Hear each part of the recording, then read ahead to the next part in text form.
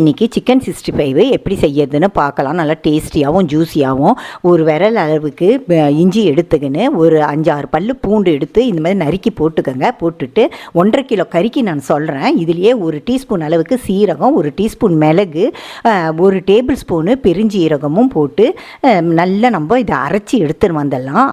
அதுலேயே 1 table spoon Kashmiri chilli பவுடரும் 1/2 table spoon red chilli பவுடரும் போட்டுங்க. போட்டுட்டு அதில் 1 டேபிள் ஸ்பூன் அளவுக்கு நல்லா கட்டி தயிராக ஊற்றிட்டு ஒரு 1/2 லெமனை நல்லா பிழிஞ்சி விட்டுடுங்க. உங்கள் டேஸ்ட்டுக்கு தகுந்தாப்புல உப்பு நீங்கள் போட்டுக்கலாம். நான் எந்தெந்த இடத்துல காரமும் உப்பும் போட்டிருக்கணும் அந்த இடத்துல உங்களுக்கு தகுந்தாப்புல போட்டுட்டு இதில் 1.5 டேபிள் ஸ்பூனு கார்ன்ஃப்ளவரும் போட்டு நல்லா அரைச்சிக்கோங்க. அரைச்சிட்டு ஒரு கொத்து கைப்பிடி அளவுக்கு கொத்தமல்லியும் அதிலே போட்டு அரைச்சிட்டு 1.5 கிலோ கோழிக்கறியை நான் மஞ்சள் போட்டு கழுவி வச்சுருக்கேன். அதுலேயே இந்த மசாலா போட்டு நல்லா மேரினேட் பண்ணி ஒரு 1/2 hour விட்டுடுங்க.